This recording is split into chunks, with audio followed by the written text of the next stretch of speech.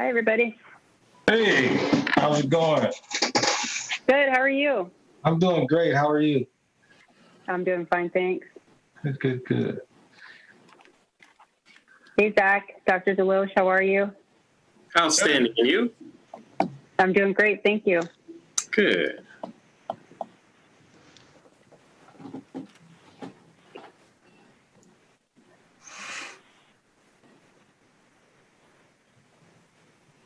All right. Sean, how you been? Hello, Nigel. How you doing? I can't complain. Oh, I thought he was talking to me. Lord have mercy. Might have been Shy or Sean. I don't know. He started breaking up as soon as he was talking. I hope that's not my internet and just his. Oh, Pastor Let me know when Irving. you're ready to go. How you been, man? Brother Nigel, good to see you, man. Good to see you, Good. sir. Congratulations. Hey, Sean. Hi. Hello, everyone. Hello. All right. Zach, how are you? Hanging in there. We need you to do more than just hang, Zach. We got to get you all the way in there, man. Deloach, how are you, sir? Oh, good. How are you? I'm doing good. Hey, Dr. Deloach. What's going on, Mr. Irving? I didn't You, sir. Happy New Year. know you were a part of the commission. I guess I didn't Mr. recognize the Irving is name. doing our invocation today. Hmm? Pastor Irving is doing our invocation today. Oh, perfect. I did see the name. You go, boy. Yeah, I thought I'd stop by. Brother Sean just invited me over, so I thought I'd come on in and say hi. Good to see everybody. Happy New Year. To those I don't know, hello. Hello. Teresina, good to see Hey you. there. I haven't seen you in a while. Hi. I know. Happy New Year, everyone. Happy New Year. It's good to see you. And today's a hopeful day, right? Hopefully. I hope. That it is. Is Vice Chair Carter online? I don't see her on yet. Do we have a quorum? It looks like we do. We do have a quorum. We give her one more minute, and then we're going to get this thing rolling. Great.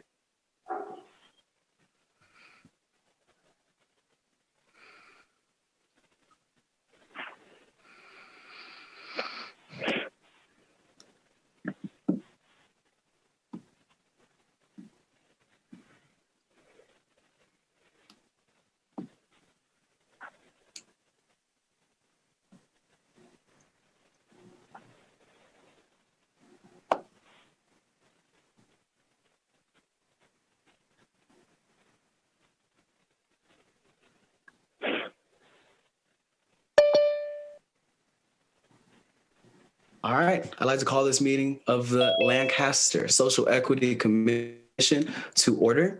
It's good to see everybody. This meeting is being conducted telephonically pursuant to the governor's order about public meetings. Because this is a telephonic meeting, all votes will be taken by roll call. Assistant City Clerk, please call the roll.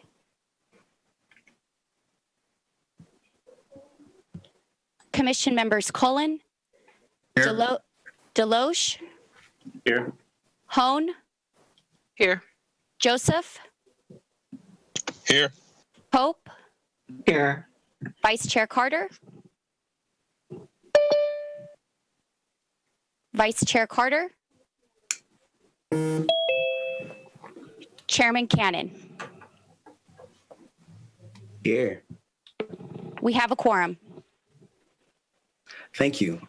We are going to move on to the invocation, and I'm pleased and honored to introduce my pastor, Pastor John Revelator Irving, to lead us in the invocation today. Father, we come to you today giving you honor and praise. Thank you for just waking us up, and thank you for a very hopeful day, as my friend just said.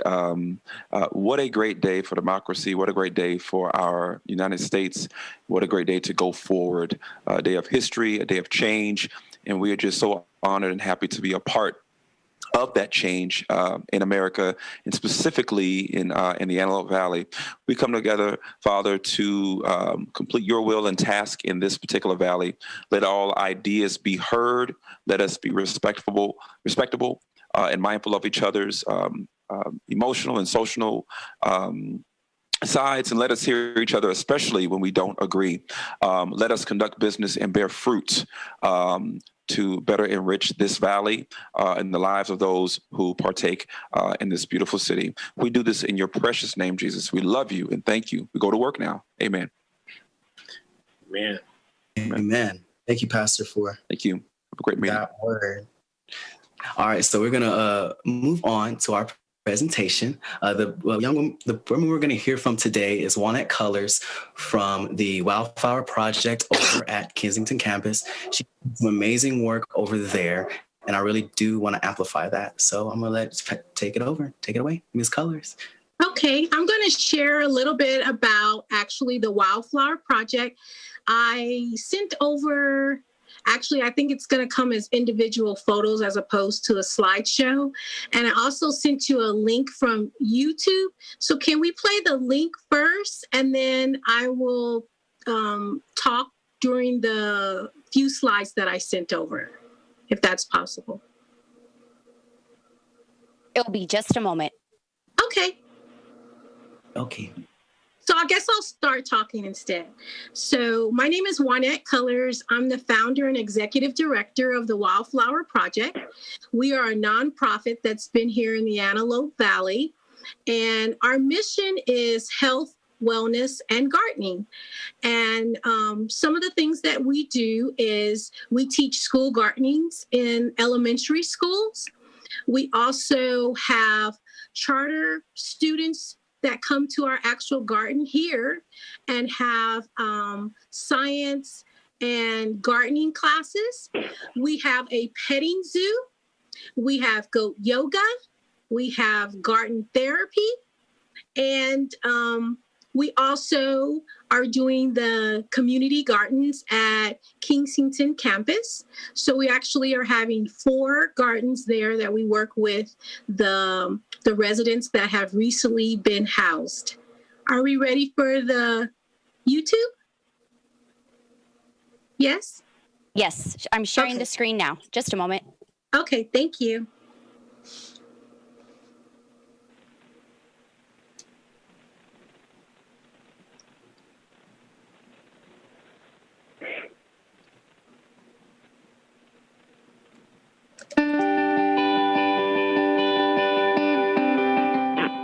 My name's Rich Little. I and some partners who are associated with the Kensington campus, where we're located right now in Lancaster, California, determined that the last chapter out of homelessness is job creation.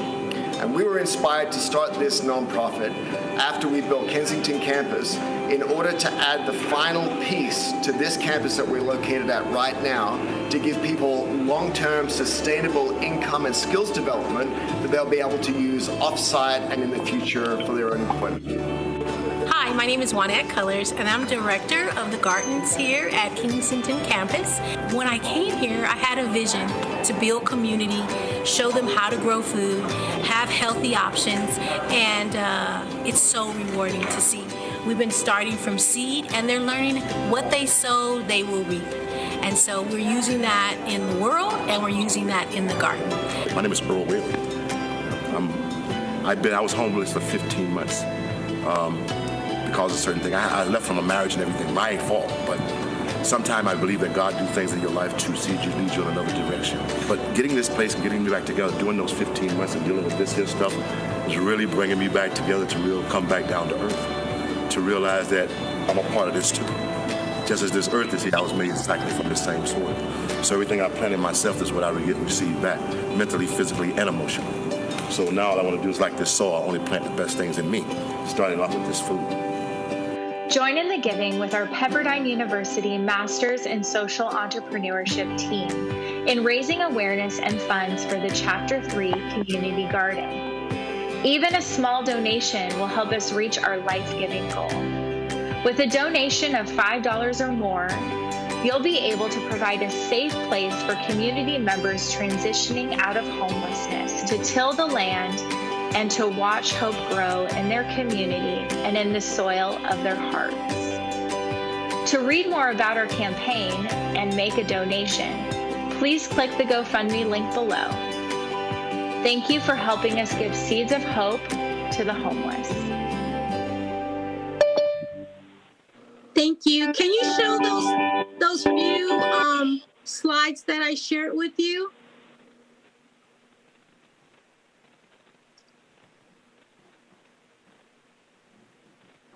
So the video that was just shown is a campaign we just did like a month ago, just to share some of the things that we're doing in the garden. It's not just about growing food. It's also building community, like the resident said, is that some of them have never been in anything like a garden club. I call it a garden party each time, because each week it's building on a variety of different things, not just planting a garden and showing them how to grow food, but it's showing them if you work a seed, water, nurture, weed, give it sun, it will grow. And they're learning skills that they could utilize also in the world. And they're meeting residents and people that they may not have never met because they're inside of their house. So this here is a way to give our citizens activities. During COVID, they've been locked into their homes, and most of them don't have cars. So they're actually just inside. A lot of them have mental health disparities, a different variety of issues in regards to being homeless. And so this gives them an opportunity to come out, learn different skills, and actually partake in growing their own food. And at each garden party, we do different activities. Like I had a potato bar, and it had a variety of 6 different types of potatoes that we'll be growing.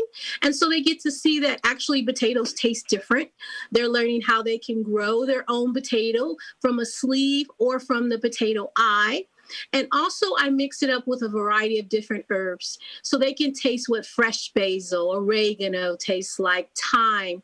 And so I actually did salmon. I grilled it with a variety of different herbs so that they can have it.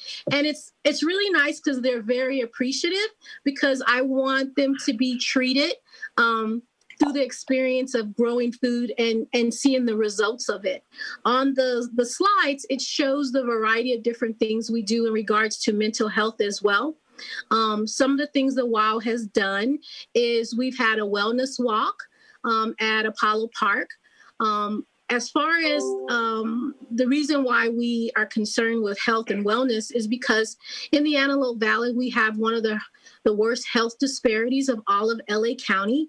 African-American women are dying 12 years earlier than other women in the community due to health disparities. We also have the highest maternal health. And you'll see that we did a maternal health expo in Lancaster as well. And also we have one of the highest suicides in the LA County. And you'll see that we've done tranquility camps, which are actually for children, where they come and they have garden therapy, where they're planting plants. They have animal therapy, where they're riding horses, or they get to pet the animals. We did feet soaking. They learned how to wrap sage. They learned how to smudge. They have art therapy, where they're able to paint. And so these same activities we are also doing at Kensington to give them an outlet in regards to mental health as well. And can we show the slides that I have? Is it possible or no? Ms. Colors, our assistant city clerk didn't receive the slides. She only saw the YouTube. Oh, they were together. Sean, do you have them? No? I could check. I didn't see. They didn't come to your email? They're all in the same email. But basically, that's what we're doing as the WOW. And those are some of the projects that we're doing within the community. And what I'm coming to you for is, one, there's opportunities to volunteer. I think one of the biggest parts is just sharing life experiences with the residents and having people just to talk to. Sometimes that's just a therapy to have someone to listen to you. And that's what they're lacking, having people to come talk, having people to work side by side in the soil with them in the garden. So we're looking for help in regards to soil, mulch. We need a few more rakes, and we need volunteers to help with building the additional gardens. We're going to have to remove the dirt that's inside of our raised beds and add soil that's suitable for planting and mulch. So that's a lot of hard work, and a lot of them have health disparities. And it's just nice when they get to see community coming to work with them and see that we care and are concerned about the well-being of the residents and community members. So that's a little bit about the WOW and the garden project that we're doing at Kensington campus. Did anyone have any questions? That was great, Juanette. That was incredible. And I do have some questions. First, I want to say, thank you. Everybody, what Juanette is doing is something that I think everybody should get into. Gardening, as we saw, is therapeutic and resourceful. And I love that we're teaching our community members how to grow their own resources. I guess one of my questions would be, is Wildflower specific to Kensington? It is not. I hate you can't see those slides, but you'll see that we do gardens at a variety of different places. It's wherever the need is. I'm a master gardener and I'm a USDA farmer. So I actually, am thrilled to show anyone how to grow plants. Like I said, I've previously, before COVID, was teaching in the classroom school gardening. And if you can see behind me there, if you can see, that's actually the WOW garden. That's 3,000 square foot of garden that's here at my personal farm. So I actually do, we have a group of women veterans that come and they're doing a herb garden, and it has to deal with PTSD and sexual trauma, learning how to use holistic ways of getting over some of the issues that are associated with that. So no, we work in the community, we work in the schools. I actually do floral bouquets for senior citizens with aromatherapy to help them to sleep and calm. So it's all about whoever needs health and wellness, and whoever wants to work with the WOW, we're there for their help. That's amazing. Commissioner, first of all, can we try to keep our cameras on? I know I turned mine off for a second to grab water there, but let's try to keep them on. But Commissioner Cullen, did you have any questions for Ms. Cullors? You're muted. Saw that. Okay. No, it sounds like a fantastic program. I like what they're doing. Thank you. Commissioner Deloche? Yes, sir. Thank you, Brother Chairman. Hi, Mrs. Cullors. Good to see you again. Good to see you. And thank you. I have participated in your events in the past, and you are a phenomenal cook as well. I think you're selling yourself short. My question for you is, is there a time and a day that you would like volunteers? And also, can we put your information somewhere on our site so that people who would like to volunteer can just click and look at a calendar and sign up? Sure, I can provide you with a calendar, email, and a phone number. So any people that would like to participate, I could talk with them and actually discuss the rules and regulations of coming on board and COVID protocols and all of those things. So I will definitely share that information. I'll send that to Sean before the night is up on this call and give him that information. Thank you so much. Mm-hmm. Thank you. I believe our vice chair is on the line. Vice Chair Carter, did you have any questions for Ms. Cullors?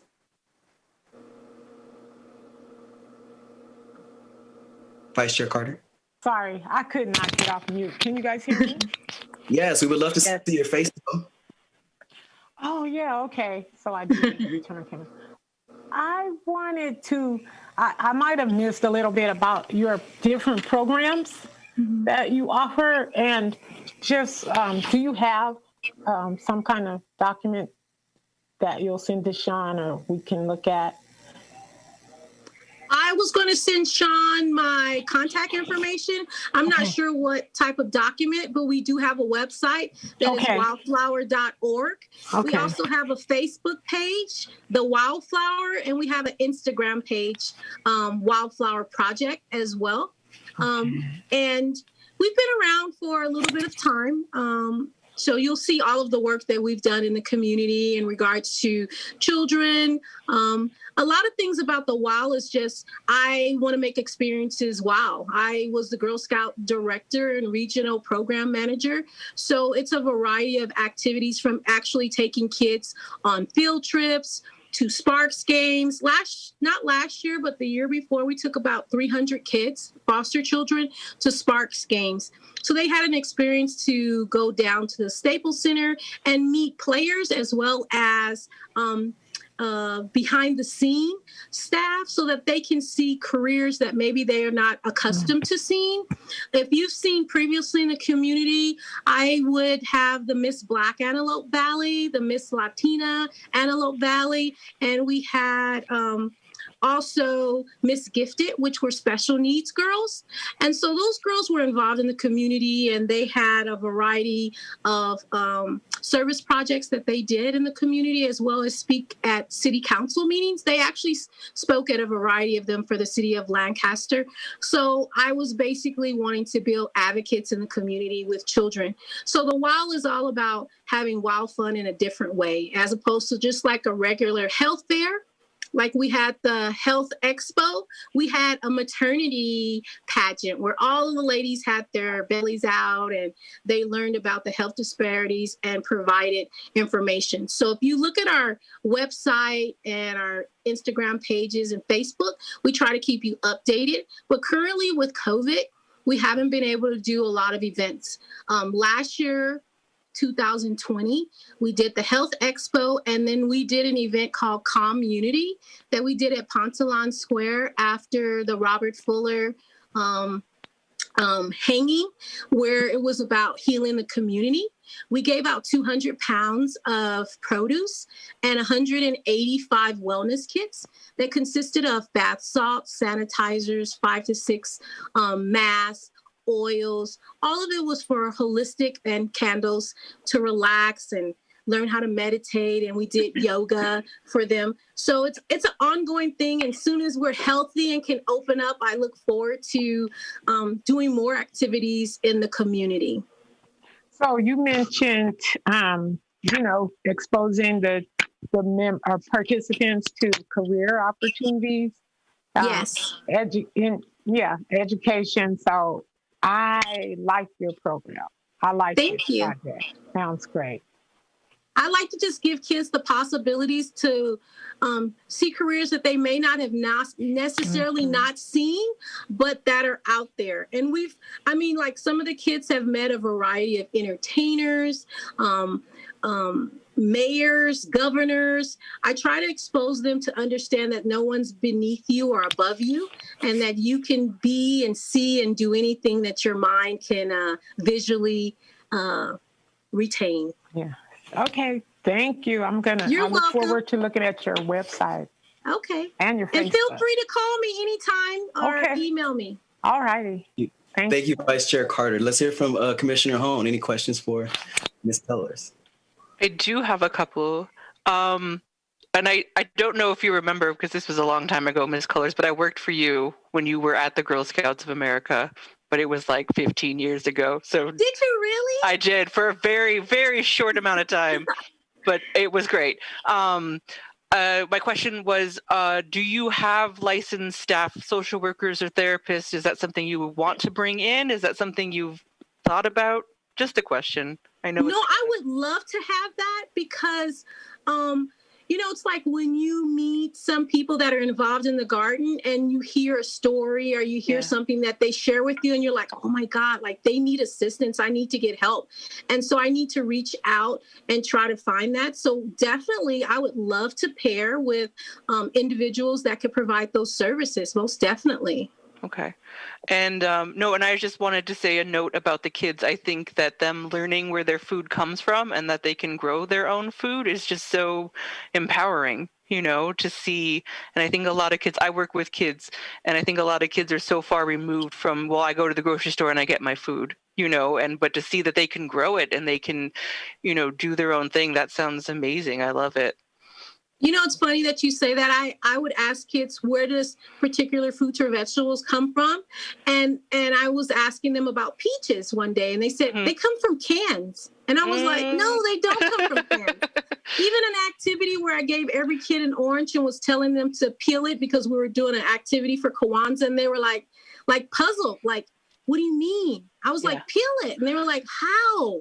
Can you start it? And I was like, you guys don't know how to peel oranges? And they're like, no, because they're accustomed to them being sliced for them. So it's just like interesting things like that where kids grow like their first tomato and they may not even like the tomato, but when they grow their own tomato or even a radish, right. And it's kind of really neat. A principal walked into my classroom and she said, what are you guys doing? And I said, oh, they're learning to taste the difference between different herbs. And she's like, they really know how? I'm like, yeah. And so they're sticking their cracker in different dips. And they're like, this one is thyme. This one is dill. So it's like building their palates up. So it's not just ketchup and ranch. And I like that. I love that sense of accomplishment. Maybe they don't like tomatoes, but they could grow them. Check me out. I know how to make something, and I think that's fantastic. And you know what? They're taking ownership for what they're feeding into their body and learning the importance of fueling with good foods. And the reason that I added that to children is that I was teaching drug and alcohol prevention in the middle schools for the Palmdale School District. Mm-hmm. And I found out that, obesity here in the Antelope Valley is higher than any other place in LA County. And kids were fueling with Arizona tea, Takis, hot chips, and candy, for their daily lunch. And if that's what you're eating, how could you test good? How could you feel good? How can you think positive? And I try to even that out with a fish tank. When you have a filter and the filter's clogged, the tank gets cloudy. And the kids get that, because most of them had a fish tank. So if we don't fuel our bodies, children or adults, with good foods, it doesn't operate at its optimum. And so I really try to focus more on kids as much as possible because we really need to have them change their eating habits so they grow to be healthy, not obese, not having hypertension, all of those things that are associated with the disparities here in the Antelope Valley. Very important. Yeah. And I'm here for it. Great. I wish I remembered you. That's okay. Don't worry about it. I love it. Thank you, Commissioner Hone. Commissioner Joseph, do you have any questions for Ms. Colors? No, I was just soaking it all in. It sounds great. I mean, just the sense of community and something for people to do. I'm kind of side talking to somebody like, do they have families there? That would be great for the kids at the hotel, at these shady motels, to be doing something like that, instead of, hanging out at a motel with God knows who there, a community setting like that with gardening and things. I mean, this is something that should go all the way down to family. So, it definitely sounds great. Yeah. Something like that. I mean, if you guys would like to partner and I could find out where those kids are, it's, you could be like mobile. You just pull up in a pickup truck and have, a bunch of soil and I bring pots and you can grow a garden, right there. It's all about container gardening. You don't have to have the huge acreage. You don't need to have raised beds. You can have just pots and containers and grow your own food. It doesn't take a lot of space. And I think, kids love it. That gives them something positive to do. And they get to see definitely when you sow that seed, what you get to reap from that. Amen on that. Commissioner Pope, do you have any questions for Ms. Colors? Yes, it is amazing to see you again, Ms. Colors. I know that we talked Honey. How are you? Awesome to see you again. I'm doing well, thank you for asking, and even better now that I heard your presentation. Oh, I just wanted to say, first of all, a great deal of respect to you for like really doing the work and also talking about health disparities, because a lot of the work that you're doing is centered around making sure that you're kind of ending those health disparities in terms of our community. So I really do appreciate the work that you're doing in that frontier. But I did have two questions. One of them centered around COVID, the crisis that we're currently in now. I was wondering exactly how you were navigating like doing the whole gardening thing during the worlds of COVID. I know that you're going to come out with a plan for all of these like events and services after COVID, but like during the crisis of COVID, how have you been doing the gardening, or how have you adapted to this? Okay, so during the COVID times, it was how I do it is I give direction, like a demo, how we're going to be planting. So like last week, we started seeding.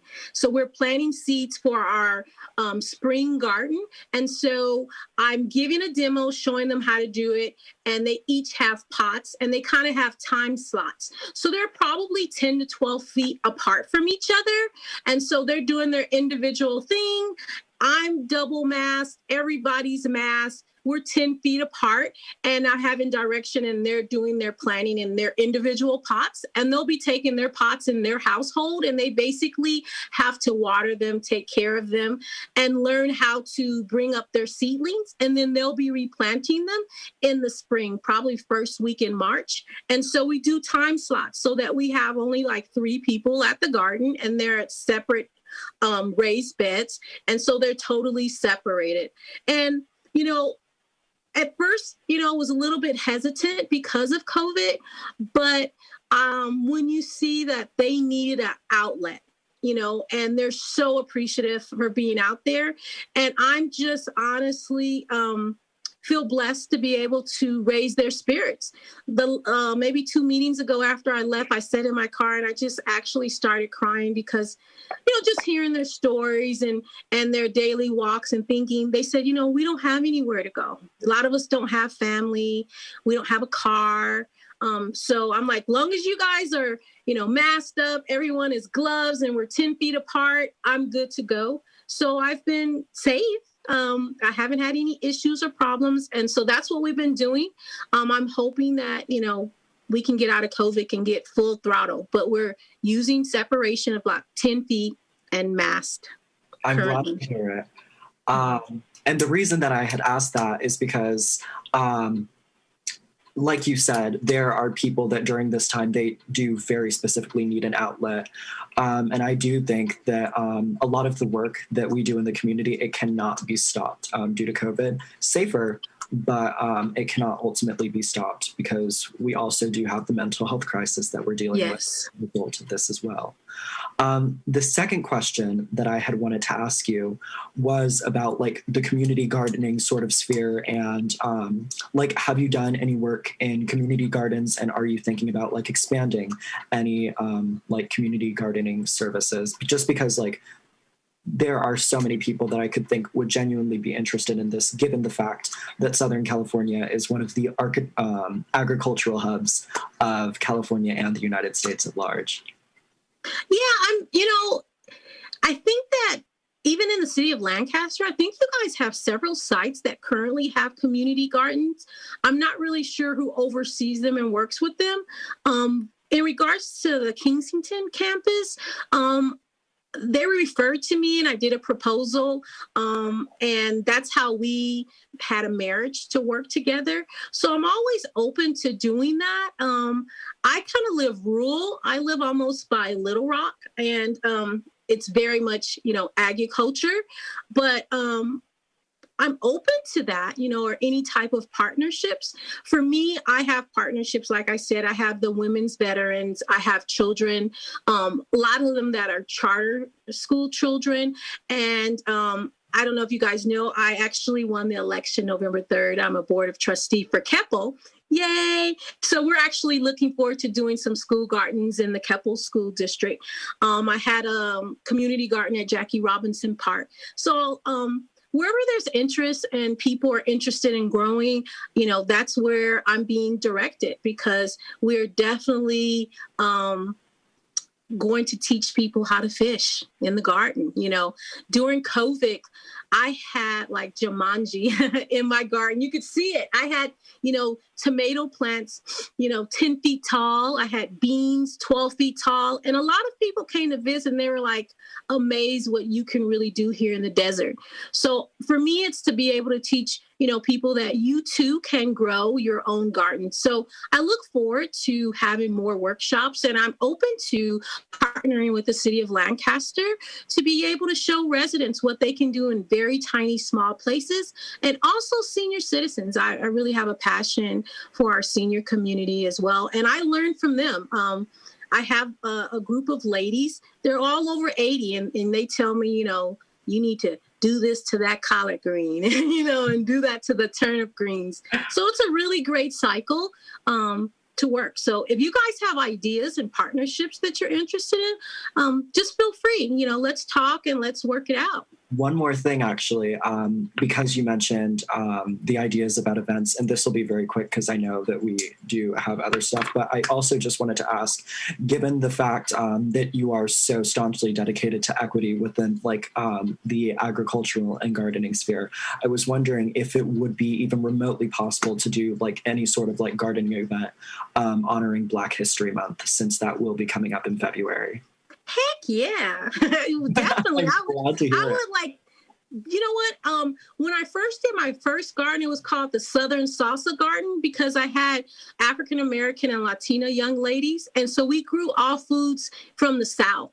I have a video where I'm showing me walking through my patch.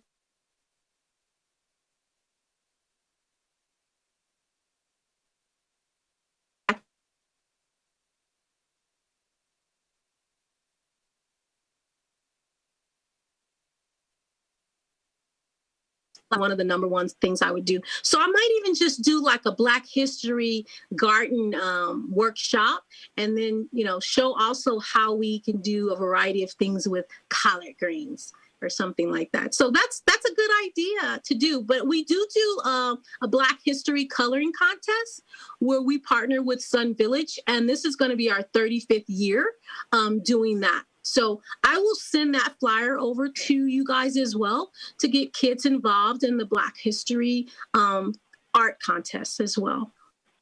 Awesome. Thank you so much. And again, thank you so much for doing this presentation. I really appreciate it. Well, thank you guys for inviting me. I really appreciate it. I'm sorry I took up so much time, but I'm always jazzed about gardening. Don't even worry about it. That was great. And thank you, Commissioner Pope, for that, for those line of questioning. I'm hungry now. But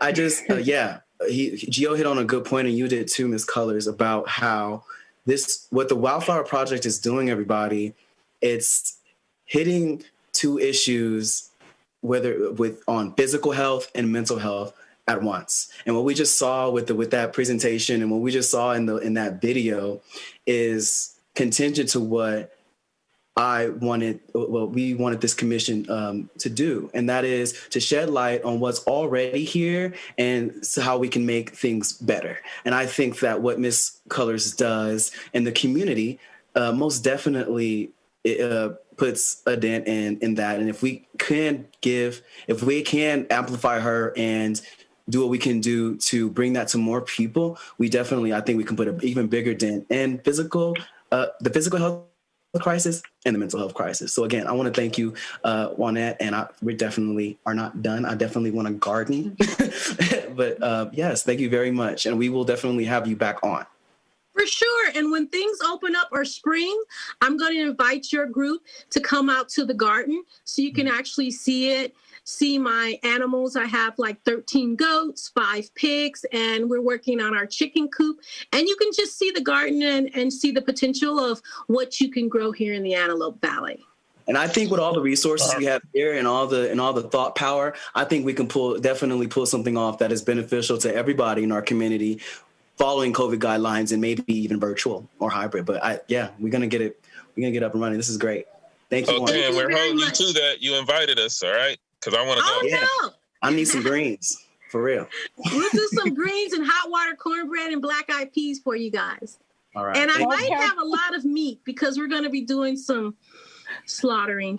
Please stop. Okay. I'm drooling, okay? Okay, we're gonna have to, I'm about to call this meeting to order right now and go cook some stuff. Okay. Let's move on. Let's definitely move on to the consent calendar. Are there any speakers, first of all, for the consent calendar? City Clerk, can you make your announcement, please? At this time, anyone wishing to comment on the consent calendar item CC1, please press *9. I will announce the last 4 digits of your call-in number when it is your turn to speak. Please state your name and eliminate any background noise. Individual speakers are limited to 3 minutes each. Please press *9 at this time if you are interested in speaking on the consent calendar item CC1.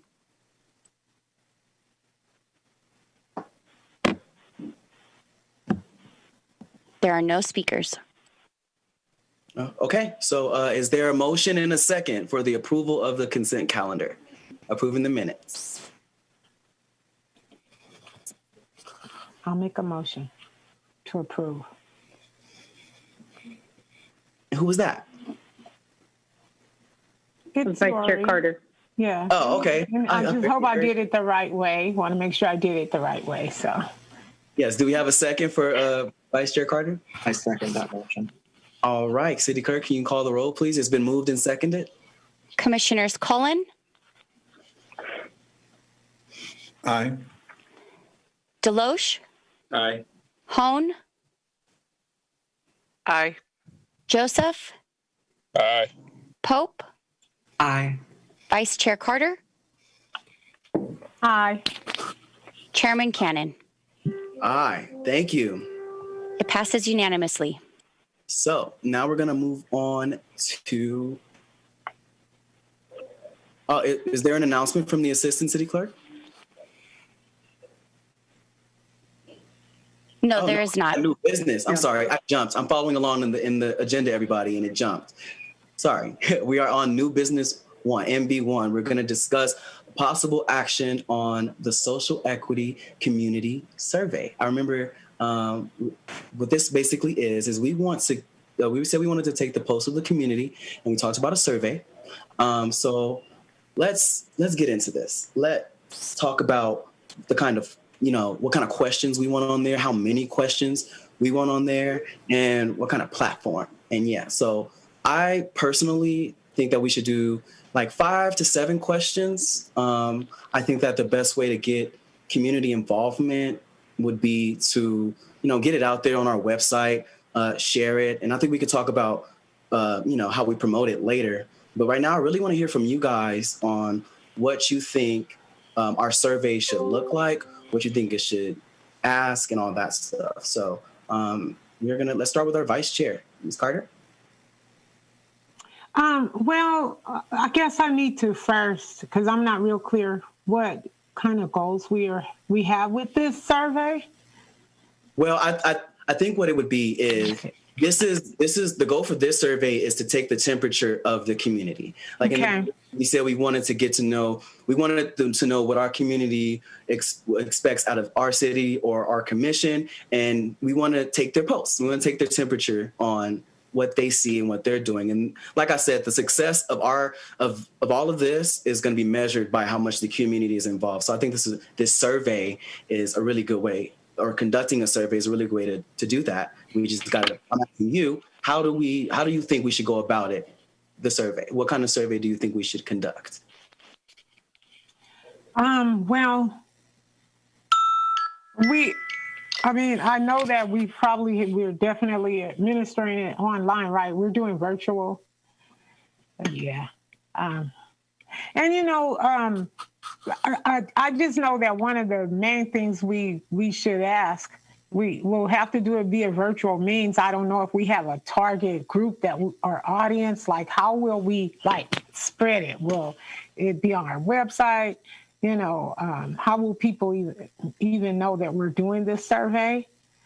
It's almost like we need to probably reach out and tell people we're going to be conducting a survey, and maybe even do some drilling down and getting some demographic data on the people that are doing the survey. So that would be included in the survey, of course, what's your age range, or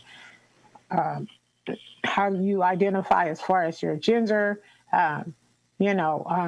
maybe even something like income bracket, but those types of things, because I think that way we'll be able to like really target any types of initiatives based on even, what demographic groups want what. But I think there definitely has to be a letting them know that we're going to do a survey first. We may need to even just get a sample of people. I'm not really sure if we want to do something like that.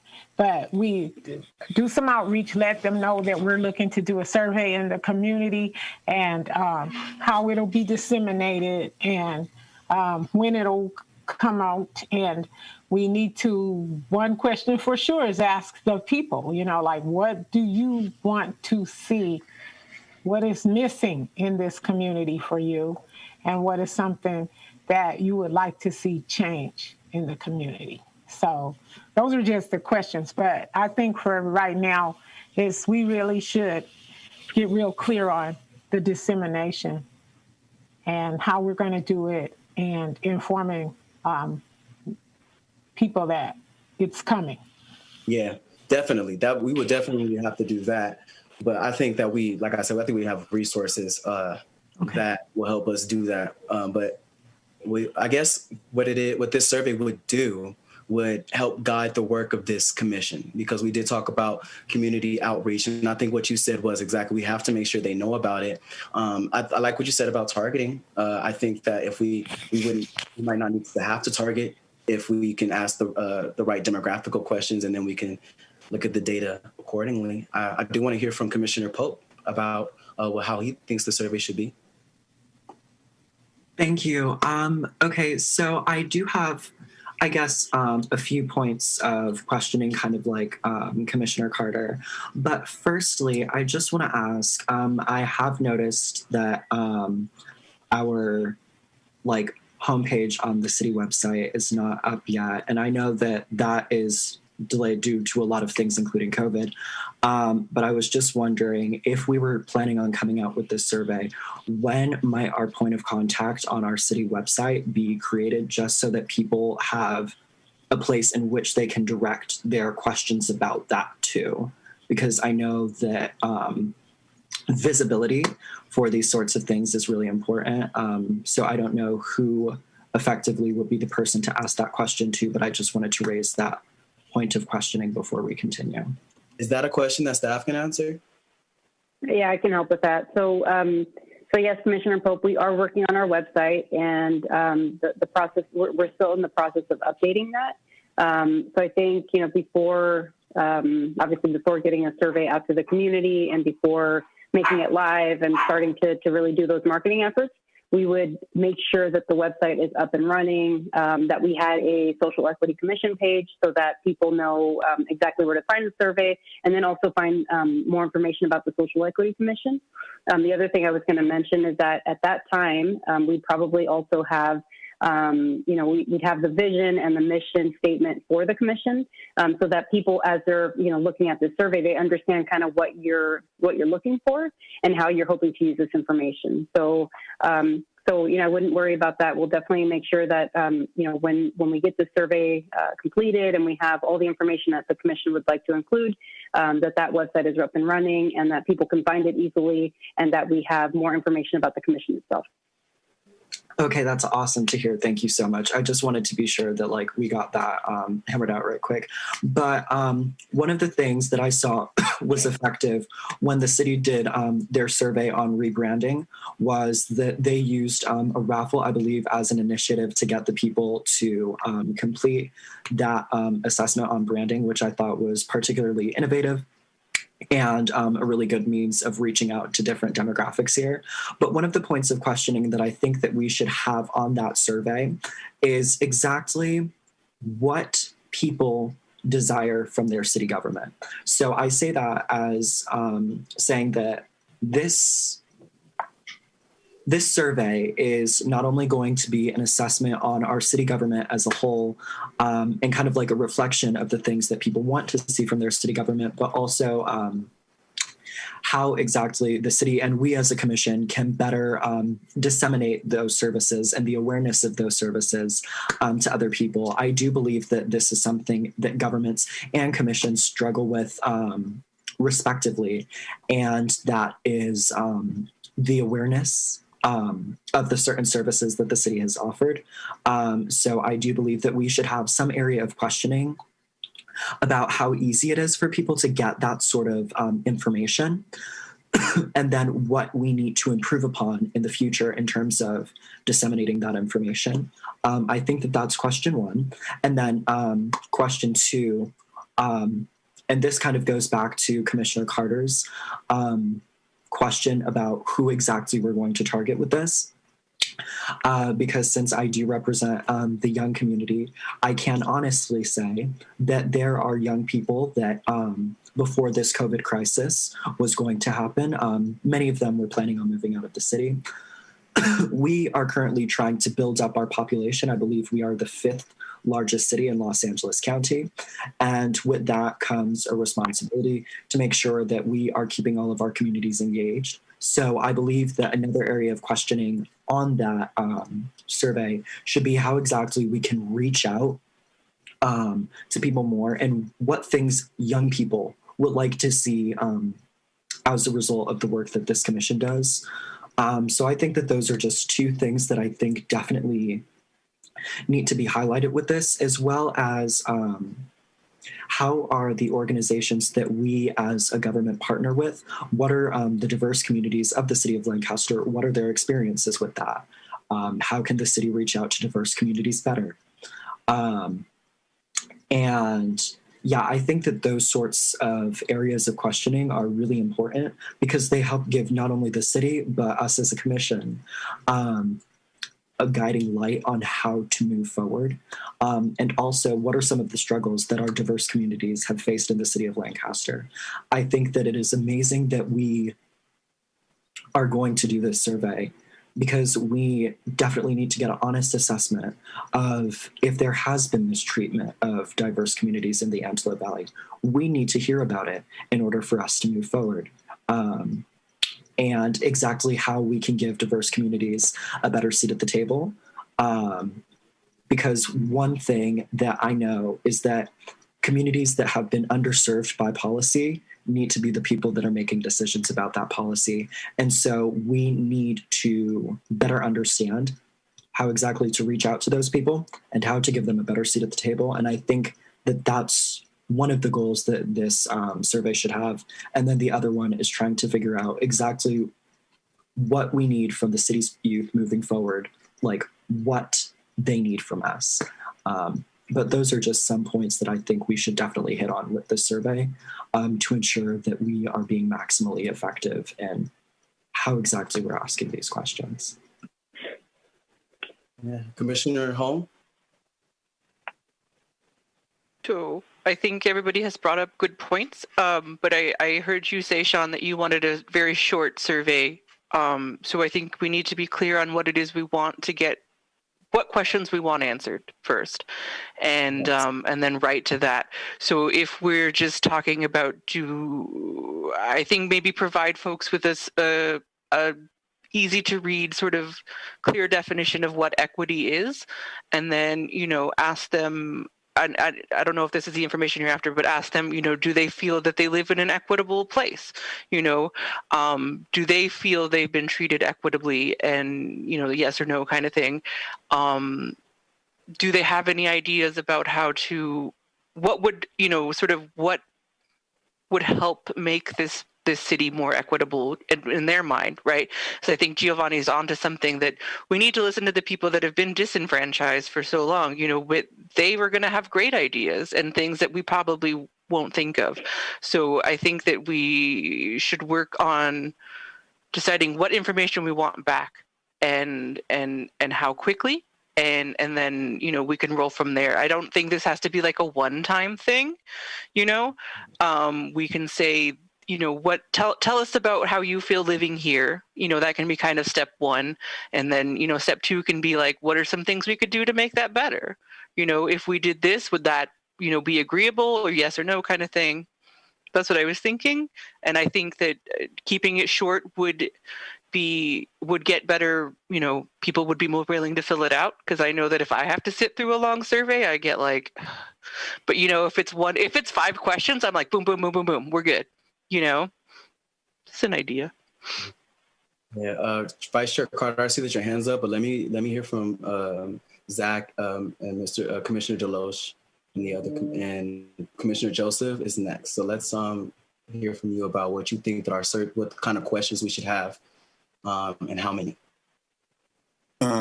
Well, I mean, this is something that we do in my business often, and I think it's important to dive in exactly where Commissioner Hone had said, to figure out exactly what we want to measure. And I don't think this is a one-time thing. We need to be able to be asking the same question the same way over a course of time to be able to measure our success and impact in what we're doing. So if the question is like, do you feel the city of Lancaster law enforcement treats its citizens equally? We want to ask that question now, then we want to ask it again in June, then we want to ask it again in December, and it's the same question. So I think I also agree with having 5 to 7 yes or no questions is going to make this a lot more readable.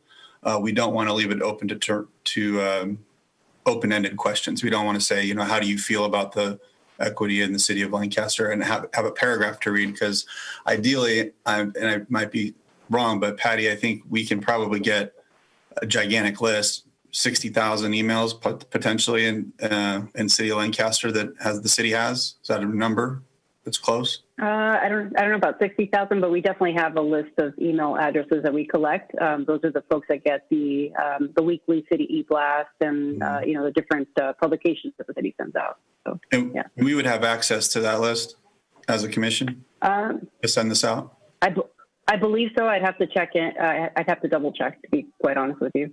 Okay, so for deployment, we could use that list. Hopefully, I know another source if we need to that has over 60,000 local email addresses, and I think hitting the same group, asking the same 5 to 7 questions, that we can take that data back and put it into statistically measure what we're doing, but also I think that like Commissioner Cannon said, figure out what we really want to do. So I think questions like that, like, do you feel the city of Lancaster law enforcement treats its citizens with equity? Do you feel the opportunities available to its citizens, regardless of economic status, or whether that's defining race, gender, or sexuality, whatever that is? And I also agree with Commissioner Hone on putting that up at the beginning. When we talk about what equality is, we're referring to these specific things, and then firing right into those 5 to 7 questions, and as we come up with those, make sure they're multiple choice or yes or no, but not, leave too much to comment. At the end of the survey, have a comment section. If they want to add anything they can. But if we make it to where it's, we use different survey systems just to figure out what our customers want to see. And so we could do it the same way. And I think that whatever these questions are really going to be the gauge of how successful we are in making a difference in the community, and what we should be striving to improve, from quarter to quarter or year to year, whatever we decide to measure on. Thank you, Commissioner Cullen. Commissioner Deloche. Thank you. To make it brief, so I want to dovetail into, and I agree with everything that the commissioners are saying. One point I want to add is that we, in addition to the yes/no questions, we can also have a scalable question that may ask about priority. So when it comes to equity, we could ask a question like, which items should we prioritize as a committee? And when it comes to equity, so economic equity, health inequities, racial inequities, sexuality inequities. So those types of questions are clickable and easy as well. So that's one thing. The second one, I love the idea of having the survey up on our website, but also I would love it if there were just a link, because, directing people to websites, sometimes people get lost or they get distracted when they get to the website and see food over here. So I would love it if it's a link so that, whoever it is, we can take that link and give it to someone and they can share it over and over and put it on different platforms.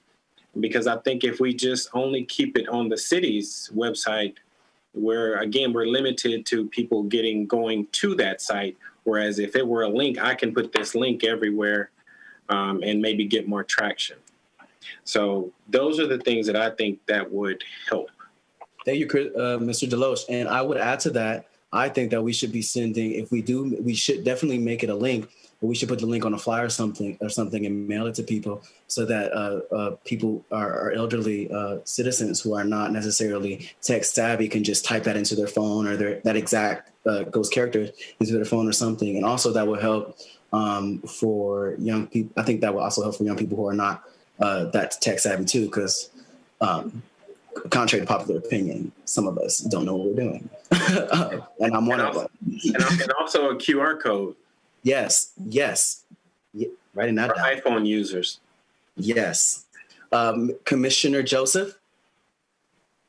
You guys pretty much on the same lines as that, but I also would ask for a straightforward scale question. When we ask the citizens of Lancaster, on a scale of 1 to 10, how do you view the city of Lancaster and the mayor as far as, diverse, scale of 1 to 10, 10 being very diverse, 1 being racist, you know what I mean? Just straightforward. How do you feel? And then, like you say, we'll ask that question again 3 months from now, 6 months from now, and see, how we have been interacting with the community. Have we changed any minds? Do they got it? Their confidence in the city council, in the city of Lancaster. Everybody doesn't have that same confidence, and we're trying to reach everybody. So we need to ask a question like that, scale it, and then the communities and whatever that we're lacking that don't have that confidence, maybe we target those, to try to work and do some things. Thank you, Commissioner Joseph. I do want to say that I do want to get this up and running as soon as possible. So I'm going to take the lead on this. I've heard from all of you guys, and I think that I think that we have a consensus of what kind of questions that we want to ask. I think that it would be prudent to continue this to the next meeting. However, I do want to move forward as in leadership, so that in the next meeting, we have a survey ready to be conducted. When it comes to questions, however, I'm not really, because this is Brown Acted, I'm not really sure exactly what I can do on my own. But I see that Commissioner Pope has his hand up, but I know that Vice Chair Carter has her hand up first. So go ahead, Vice Chair Carter.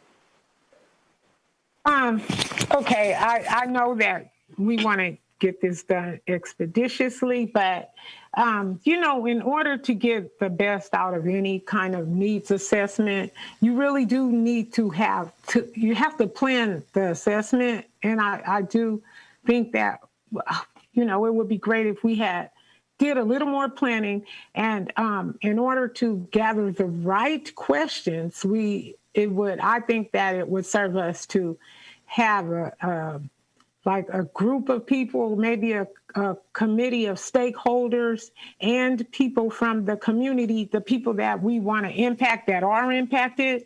I think that they should really inform the assessment if we want to get the best out of it, because we have our questions that are near and dear to our hearts, but there's questions that we don't know. And the way we will know what to include on the survey needs to have the voice of the people that we want to serve. So can we? Yeah, I get that. Can we? Hold on, Commissioner Joseph. I'm going to go to Commissioner Pope. Go ahead. Okay, so just right quick, I wanted to say that I actually really agree with Commissioner Carter, just because I do believe that this is something that we do need to methodically think out. But to make sure that it's representative of the people that we are asking this information of.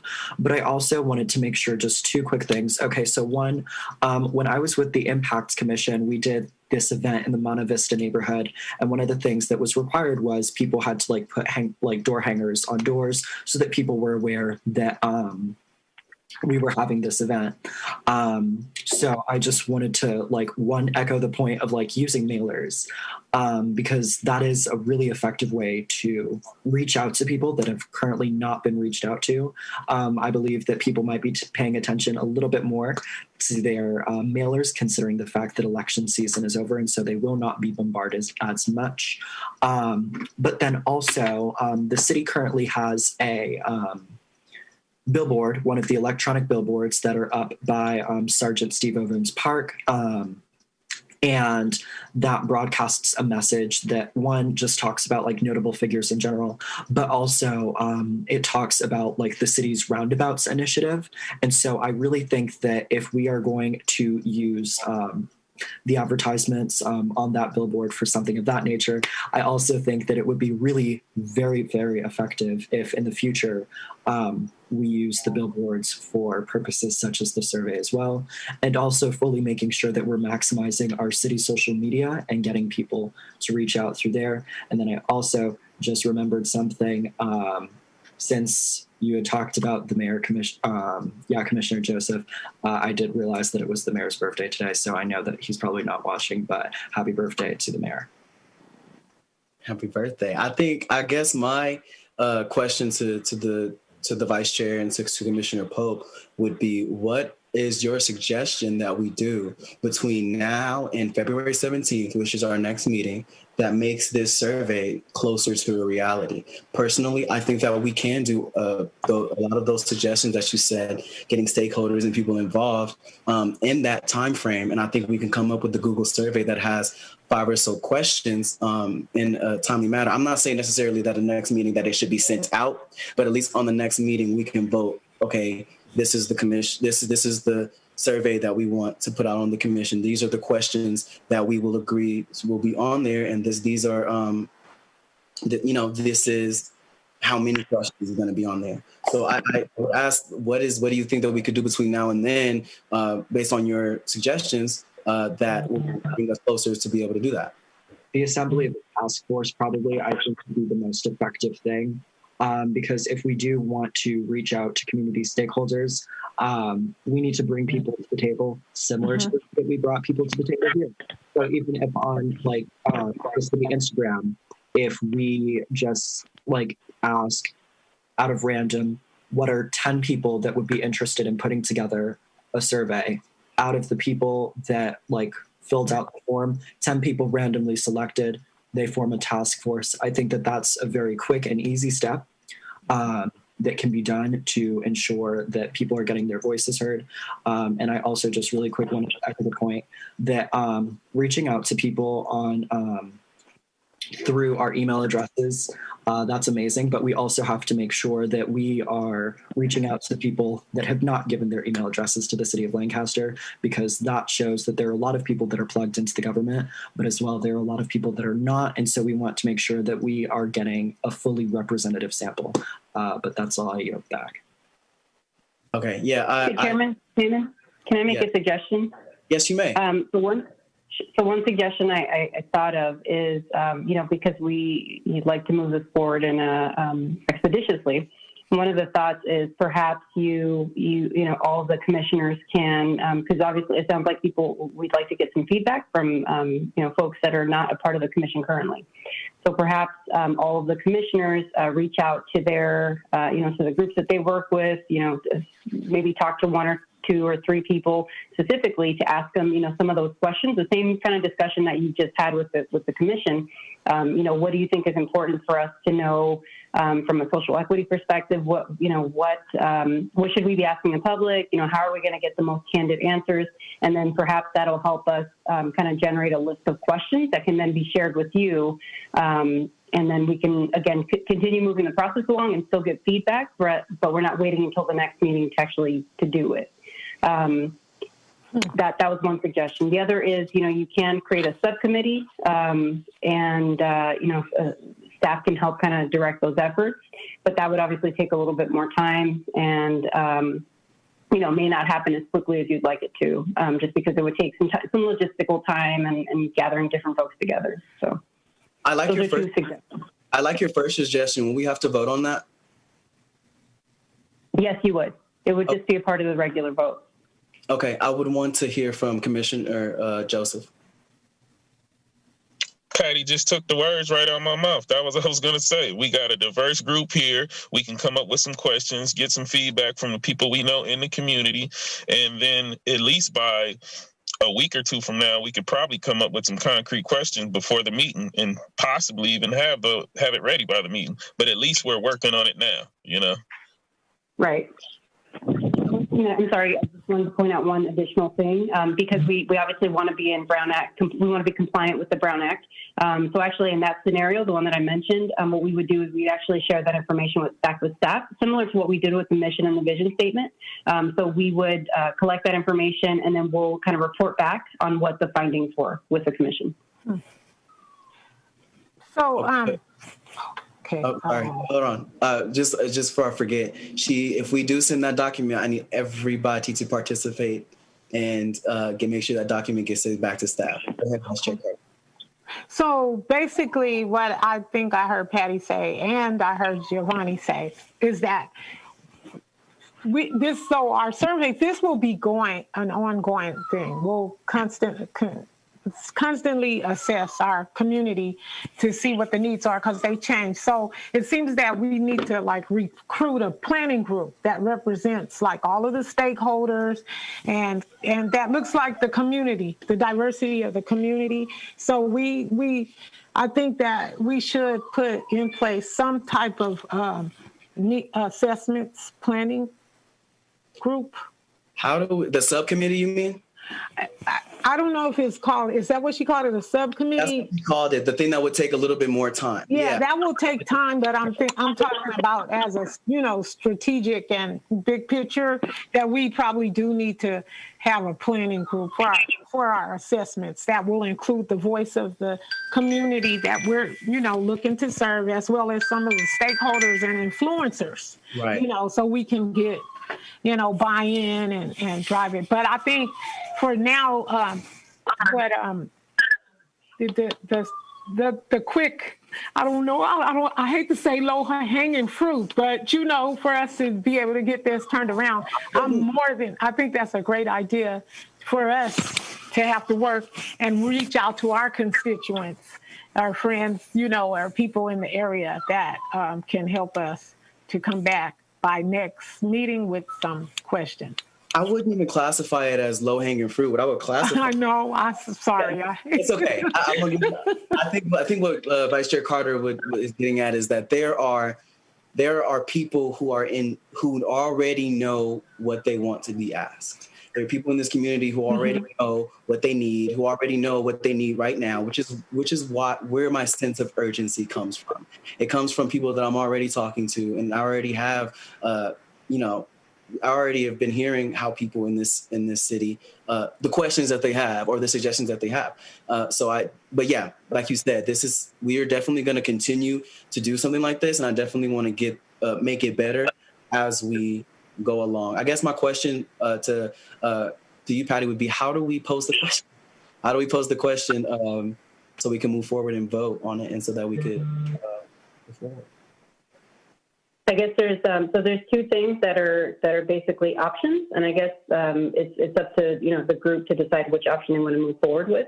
The first option is each individual commission member, each commissioner goes back, talks to their group, folks that they have relationships with, get some feedback on questions that they think would be beneficial to ask in terms of the Social Equity Commission and where they'd like the commission to, how they'd like the commission to move forward, and then they report that information back to Karen and myself to then provide a report to the commission, right? On these are the questions based on what each of the commissioners identified.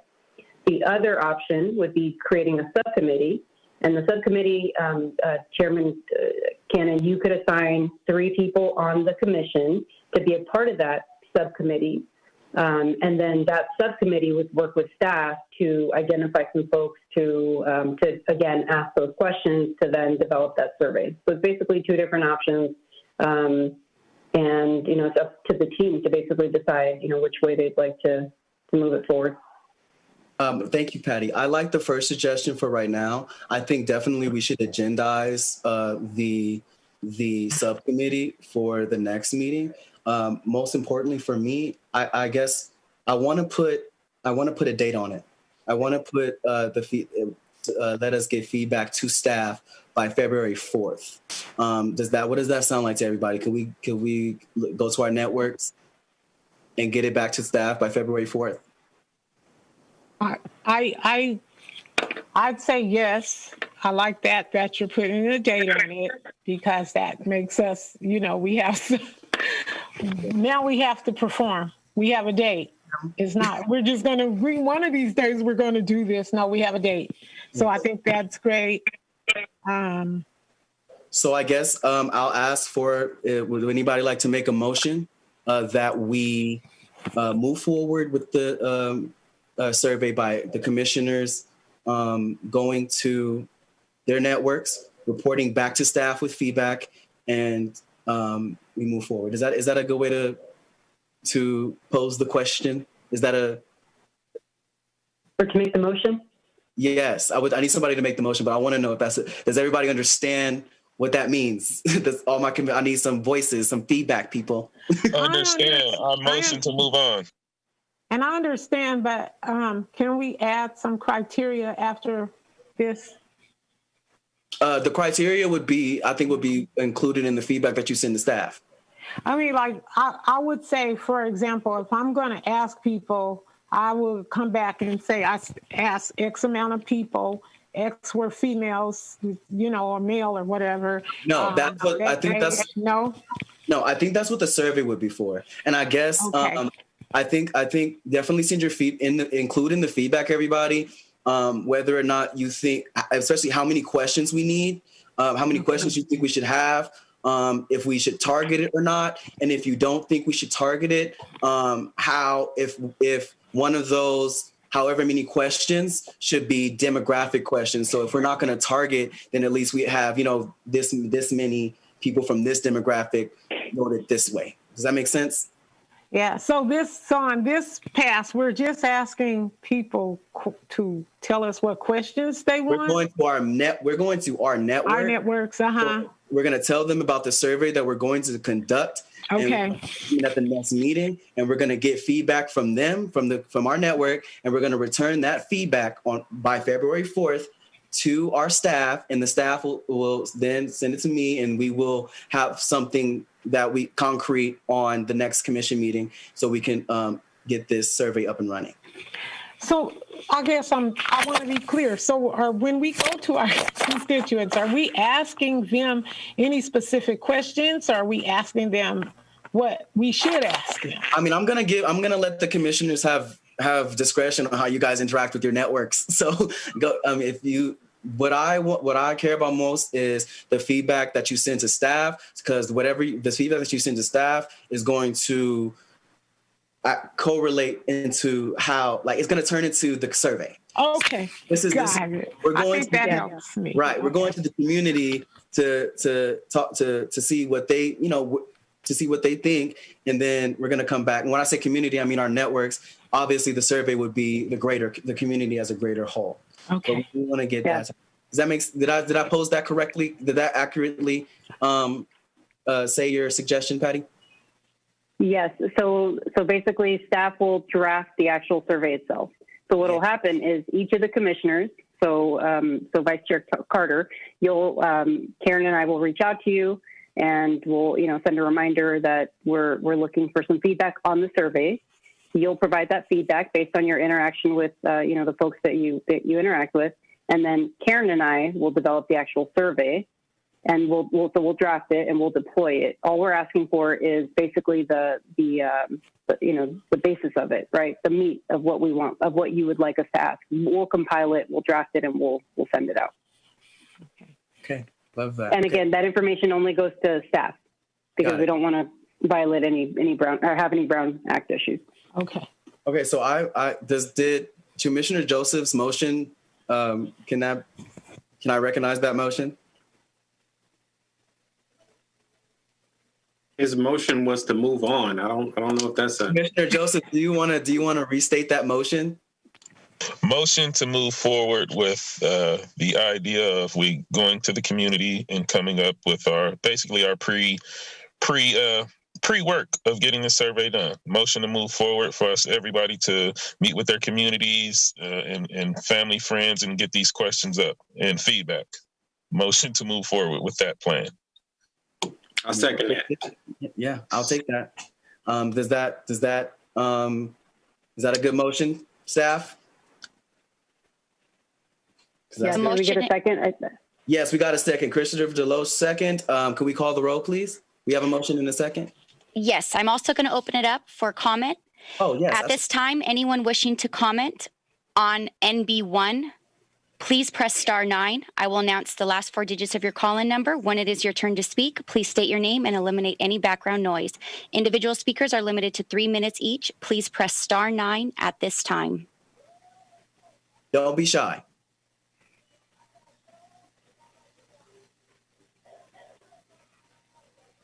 There are no speakers. We do have a first and we do have a second. I'm also just going to add the statement with direction to staff to draft and deploy your survey. When you say survey, do you mean a draft for us to look at next month, or a survey? In regards to drafting and deploying, that would be where, based off of your communications directly to staff, they will take those comments, draft the survey, and deploy it.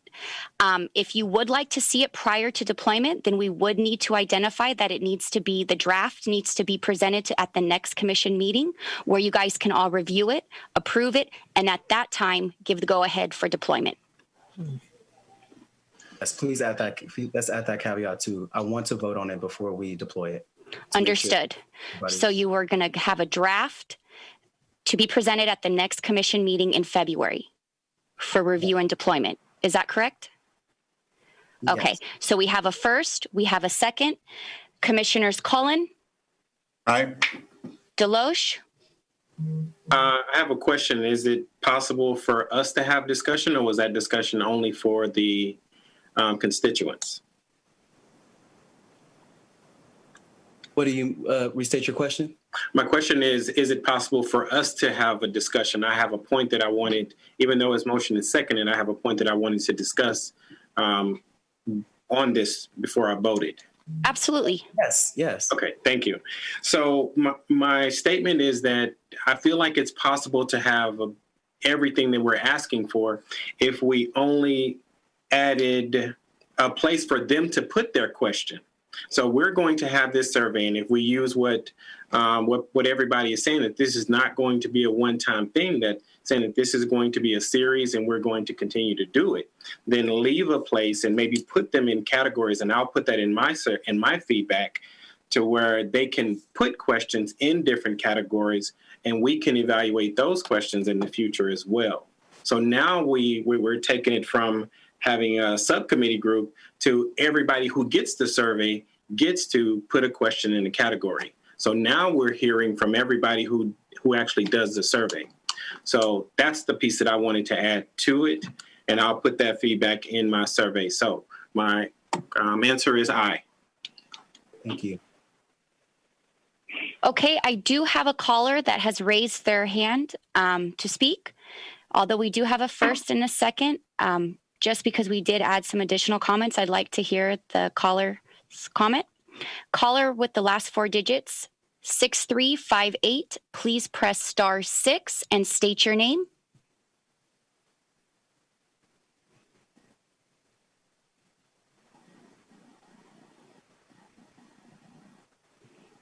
Caller with the last 4 digits, 6358, please press star 6 and state your name.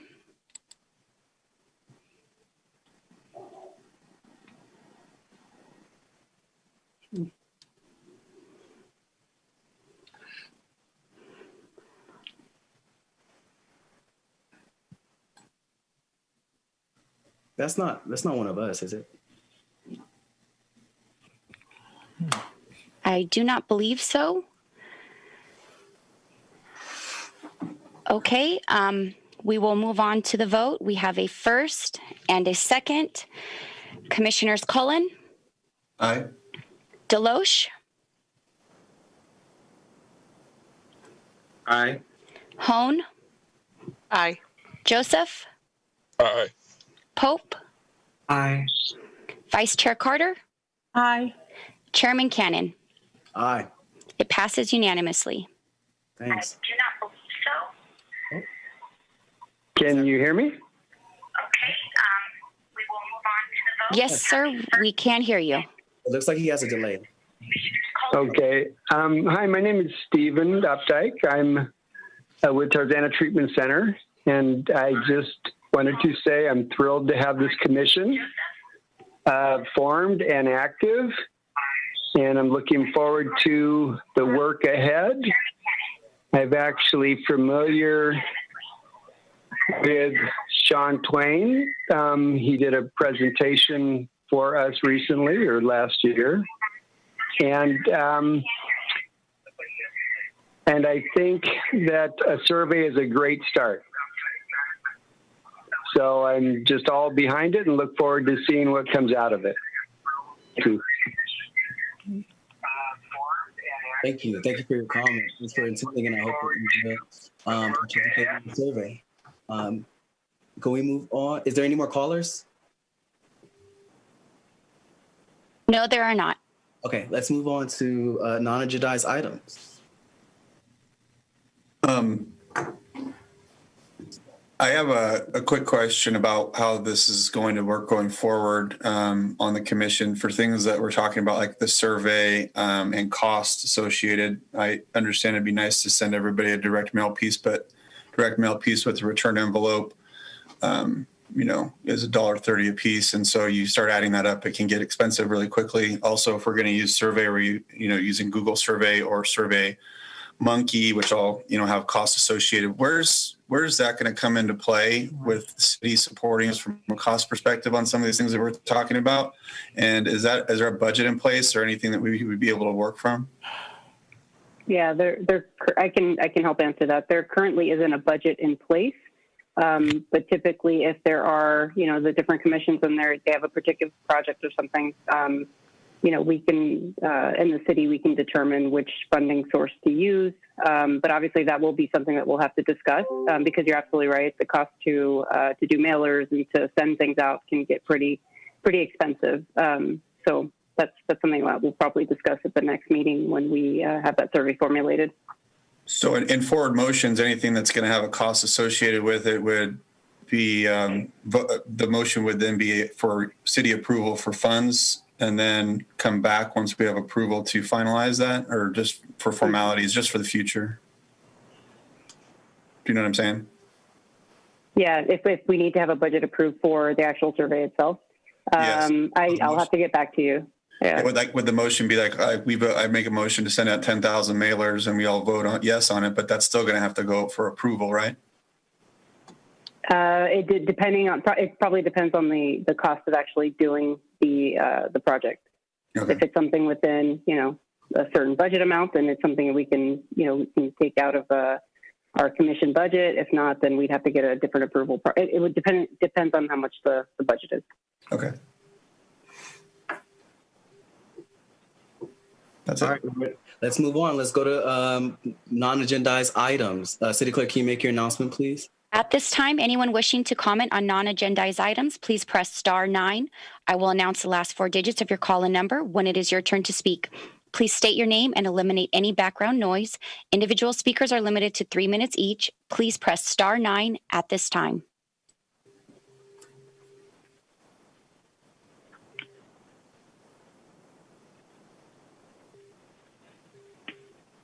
There are no public comments. Thank you, Assistant City Clerk. So now we're going to move on to Commissioner comments. So are there any comments from the Commission? I'm going to start backwards order. I'll try to be alphabetical. Giovanni, Commissioner Pope. So yes, I actually did have a few questions, and I know that the vision, mission, and goals, they were circulated among the commissioners. or shall I not say circulated because that would be in violation of the Brown Act, but every commissioner was asked their feedback on our vision statement, mission statement, and our goals for the 2021 commission term. And so I was curious, exactly when would we start the discussion around what goals that we have for 2021 this session? Just because there are some things on mine, and I'm sure on all the other commissioners' goals that they would want to start to tackle rather expeditiously. All right, absolutely. I think now, if you have any comments on that, I think now would be the perfect time. Okay, perfect. Okay, so I am looking over my document right now, and I am not sure if it would be appropriate to just read through those goals right quick, or just to pick highlights of whichever ones. You have the floor, Commissioner Pope. Huh? You have the floor, Commissioner. Okay. So I am just going to run through these right quick. So I see this city as a very innovative city, and that is reflected in our past branding and in our present branding, and I want to make good on that promise. I really, really do. And I know that there are members of the community that are especially telling us we have amazing potential, but we need to not lose momentum. Today is a very hopeful day in the eyes of many people in this nation, but it is also, I think, a reminder that we need to not get complacent with the things that we have done nationally, but also the office that we now hold citywide.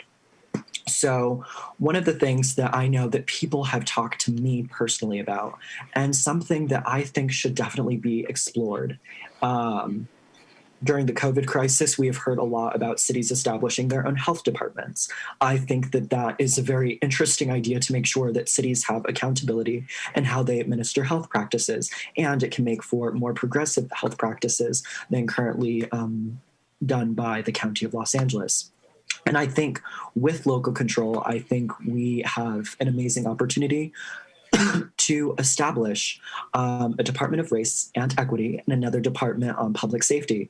The city of Oakland already has a department kind of on minority relations, and I think that that is something that should be echoed at the city of Lancaster, because we do currently have some errors in the way that we administer justice. And so I believe that we should need even a micro department to truly tell the community that these are city services that are available to them. I don't know if that will actually happen, but that is something from the community that I want to echo. In addition to that, the city of New York and Los Angeles, respectively, have community boards and neighborhood councils. They allow for direct engagement with the community. Members of the community board in New York are appointed by the mayor. Members of the neighborhood council run in a local small election that takes place between January and June of every odd number year. And basically, those people are accountable for the micro things that happen in their neighborhoods. The reason that I bring this up is because I do want to see this commission leading on the investment in the east side of Lancaster. And I believe that we need to extend democracy to all areas of our city. And I believe that the establishment of either a community board or neighborhood council for both the neighborhoods of the east side and west side of Lancaster would be particularly beneficial to help in their community development, and also the creation of a local public safety community board. So not the CAC or anything like that, but like a local community board, very similar to this one, that would basically help the administration of public safety. And also, I know that I have talked about this previously in the past, but I definitely want to make sure that we are floating this idea again. Internships. We want to empower the next generation of public servants, and I think that it would be of great benefit if we had people to intern or volunteer with this commission, obviously not in any violation of the Brown Act or anything of that nature, and not any commission or any intern serving under one commissioner, but rather the commission as a whole to help make sure that we are encouraging the next generation of leaders within the city of Lancaster to be accountable inside their government, excuse me. Let's see. So I really want to make sure that we are doing that. Just a few more. Also, the investment of Black and minority arts and culture through a city social justice series. There are very many cities that currently do this. The cities of Oakland, San Francisco, and Los Angeles, just to name a few. I think that that is something that we definitely should look into, because I think we do, as the city of Lancaster, need to be leading an important conversation about the social justice issues that we face, and how we move on from them. So I think that a social justice series that could be done in the summer or anything of that nature that would screen educational programs relating to social justice issues, community talks, town halls, or anything of that nature, I think would be of great benefit to the city of Lancaster. I have also mentioned previously how, like, what city services we have and what people know what city services that we have. And we do know that there is a disparity between the communities that know about the city services that we offer. I am not currently sure as it stands if we offer these services. I do know that we have a incubator, like a startup incubator for small businesses. I really would like to see investment in Black and minority owned businesses through micro grants or micro investment in small and local businesses, or a small business incubator on education on how to start and fund a small and local business. This will economically empower minority communities. I really want to make sure that from the pandemic, we are empowering small businesses and we are empowering minority-owned businesses as well.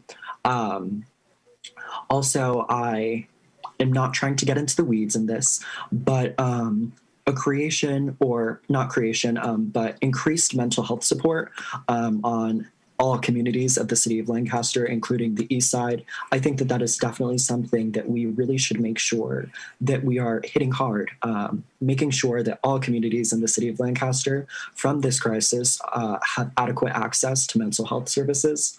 One of the things that the County of Los Angeles recently did was they offered the app Headspace, I think entirely free to Los Angeles County residents, something of that nature. If that could be replicated on a local level, I think that that would be amazing to help make sure that we are giving people adequate access to health resources.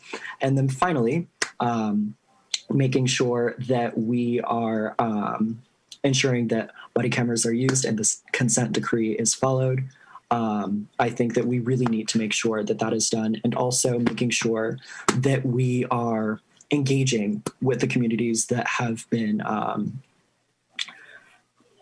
disenfranchised due to our policing practices, and ensuring proper comprehensive police training through trauma-informed diversity, equity, and inclusion goals, compassionate care, mental health, and unconscious bias training. I think that those are things that we really need to hit hard in the 2021 year.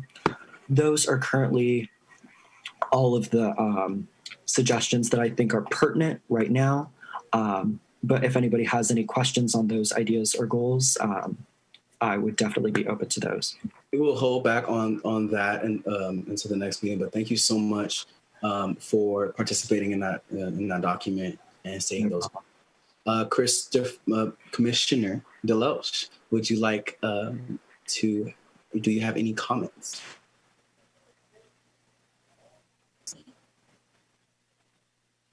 Commissioner Deloche? Oh, how dare you try to make me go behind that? No, thank you.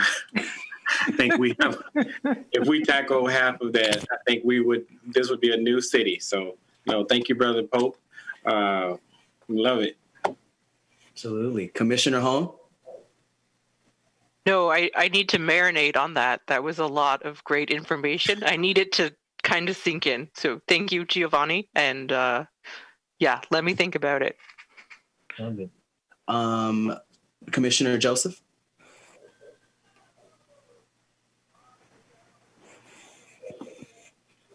I'm totally out of her. That was great, Giovanni. And if I could just piggyback off of what you said is, the city's brought in a homeowners kind of thing for basically once they got the loan, they couldn't profit off the sale of their home or do something in a certain amount of years. If there's some type of program we can issue to encourage home ownership, maybe even some workshops, and then even the city of Lancaster, if we build a subdivision that brings in property taxes, that's city income.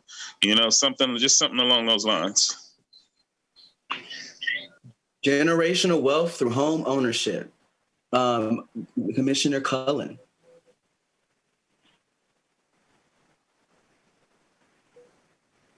No, I'm good at this point, and look forward to tackling some of those goals. All right, thank you guys. I want to Oh, wait a minute. Now, how could I forget about my vice chair, Miss Carter? I was looking on the list. I didn't see your name. I'm so sorry, but you are. Yeah, because I have something to say. That was great. It sounds like a lot of really great initiatives. I'm sure it's written somewhere, well captured, everything that Gio said.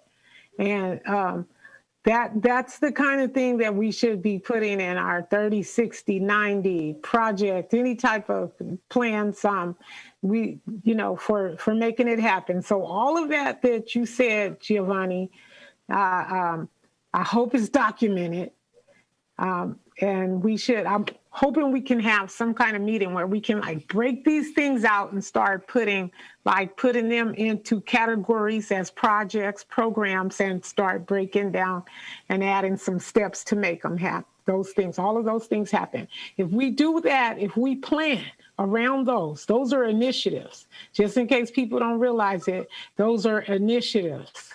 And so we can start mapping out some goals and some steps and some things that we tasks, projects, deliverables, milestones, or whatever that we can tackle to get to those. Those are our targets. So that was really great. Just hope it's written down somewhere.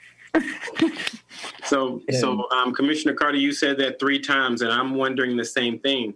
When we put those ideas out there, I was thinking that document was going to surface tonight, or that we would get a copy of that collective work. So, Ms. Garibay, are we going to get a draft of the goals to look at, or have they been put together in a form for us to look at? No, we're actually still waiting for a couple of commissioners to send some information into us.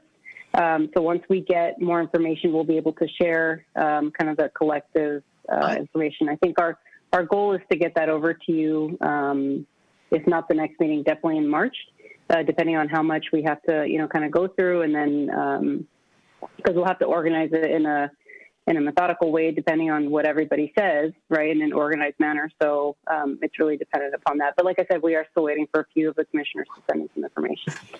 So along with that point, I think there was a deadline on it, and that could be the confusion, because I did see a deadline. So some people may not be sending anything now because it's past the deadline.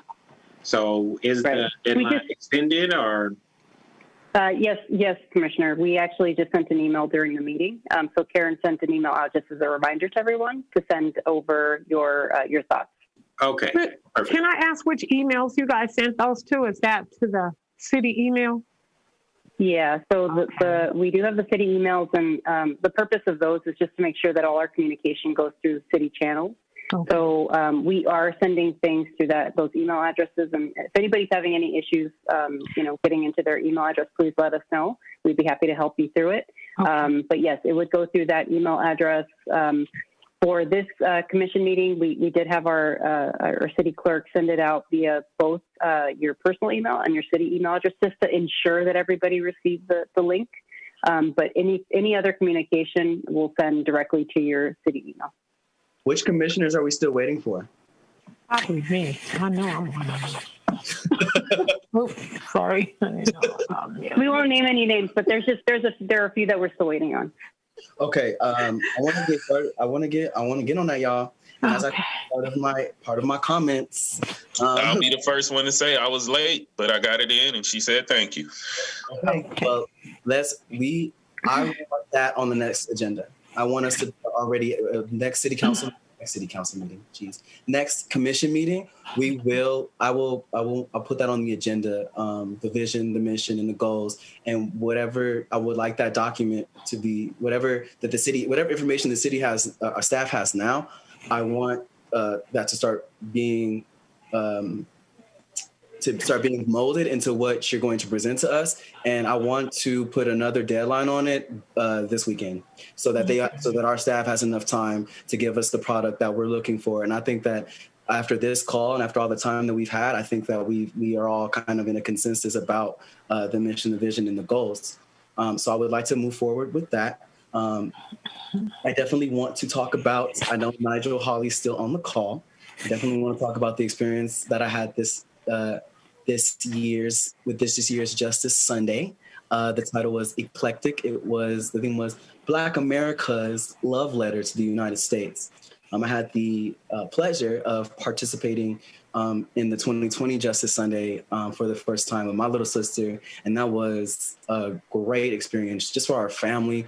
In case you guys didn't know, Justice Sunday was a play that Eclectic was a play put on by the kids in Justice Sunday that they wrote, that they participated in, that they choreographed, all of that. And I thought it was beautiful. Everybody should definitely go check it out on the city's YouTube page. Giovanni and I guest starred in that this year. And it was great. And it's also what Nigel does. I just want to really give him his props right now. What Nigel does is another part of what our city is involved with, that I think if we can give more of a amplification to, that it would really help people. I know that he was actually my sister's mentor, and I know that she always says every day that he's changed her life very well. She went to Antelope Valley High School. So thank you, Nigel, by the way, for letting us be involved in that. Everybody go check out Justice Sunday. They're doing some amazing things, and these are young leaders that are really putting these together. They put it together at the LPAC. Go check it out.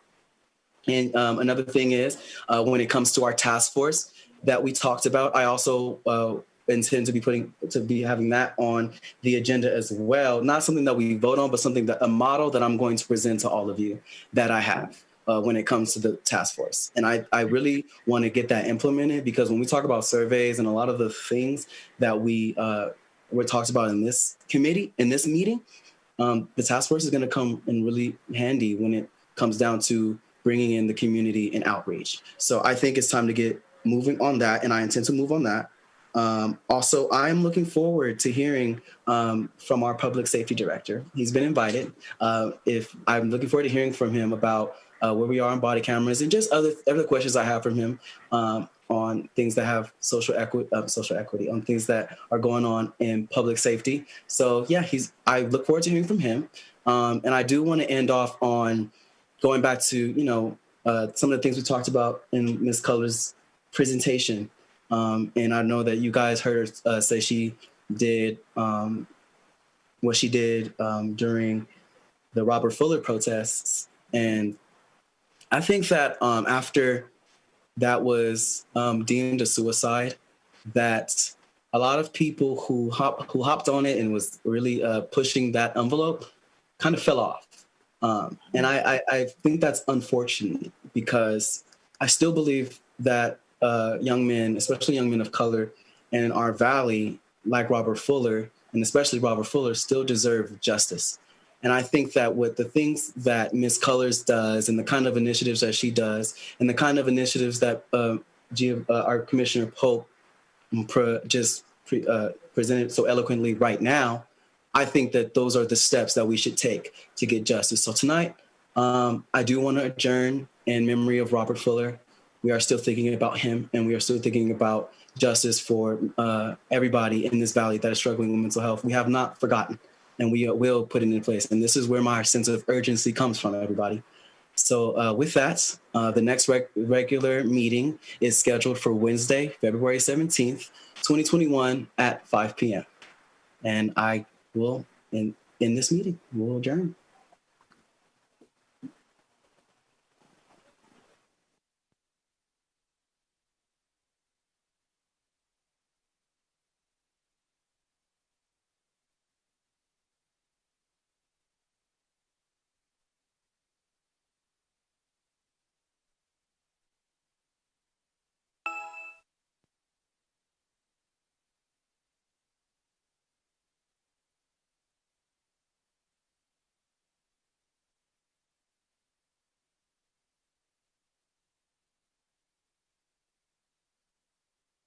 see is that those